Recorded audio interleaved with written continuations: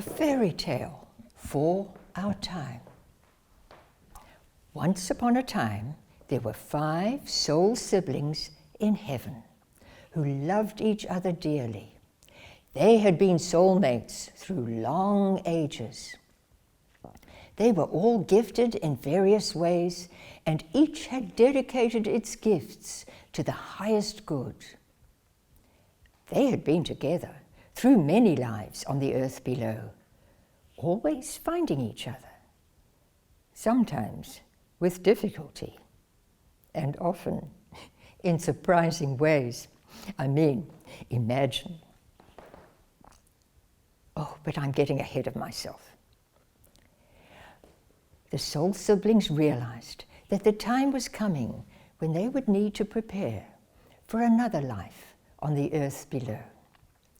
They remembered the difficulties and the dangers of the journey and the sojourn. Things could go wrong in that sleep time as they approached the earth. That sleep time, which wasn't actually a sleep time at all, but a time of great activity, helping to prepare their future bodies. Things could go wrong once they were born. Some families were wonderfully welcoming, and there was a sense of recognition, of a relatedness beyond the physical.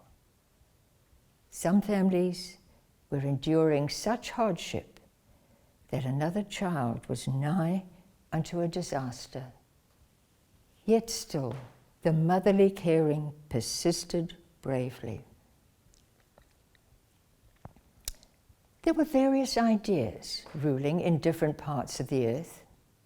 Some people thought that in creating bodies, they were creating new souls, and that this was a good thing, something the Creator wanted and for which they would be rewarded.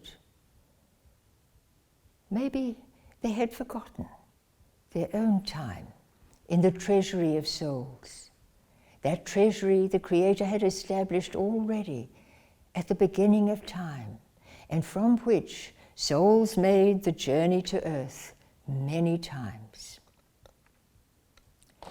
There were others who thought that the fetus had no soul, that the soul was a manifestation of the body and would not develop until after birth.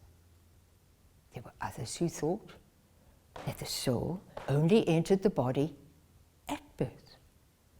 They had no idea that the soul had been working on its body in the womb, helping to fashion it. As Rumi tells us, we made the body, cell by cell, we made it. One of the siblings had dark memories of being ripped from the womb and was the most fearful of facing the journey again. Another of the siblings remembered the anguish of the mother who felt that she simply could not care for one more child, how she prayed and how she talked to the soul, asking it to withdraw. And the soul withdrew. Another of the siblings was determined to come to a certain mother. There were 2 miscarriages before the child was finally born healthy. All in all, making the great descent to earth was fraught with danger. Definitely not something to be taken lightly.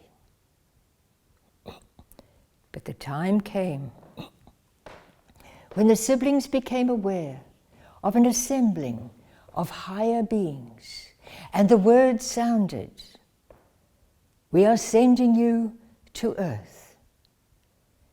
They knew there could be no argument. You have been prepared for this journey. They knew that was true. The gifts you have are the ones that the earth needs now. They remembered they had dedicated their gifts to be used for the highest good. The journey was inevitable. The voice sounded again. There are many beautiful cultures on the earth. Each of you will be born into a different one. Be careful of being caught so tightly in one culture that you cannot see beyond it. Be interested in the other cultures. They are like facets of a jewel. Be interested in other human beings. That is where love begins. Remember the image of the ideal human which we have shown you.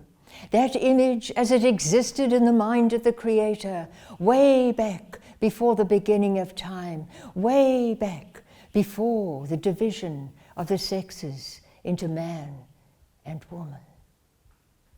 We are at the place now where these things must enter the consciousness of those presently on the earth.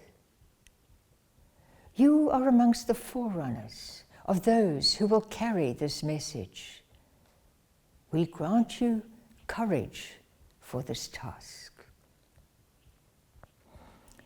You are making this journey to earth at a time when the earth itself is in danger. You are needed as healers. Humans have forgotten that the earth too is a living being and that it must be cared for. We are concerned that the earth may die prematurely and human evolution with it. Heal the earth. Heal the humans. We will inspire you. The voice sounded again, swelling and reverberating like great organ tones, yet holding them all safely in the net of the great cosmic womb, holding them safely in an ocean of sound, till they became pure, reverberating sound themselves. At once, a sounding and a listening, and as various themes began to emerge and entwine and separate again. So one by one, they were sent forth. Once upon a time, it was so.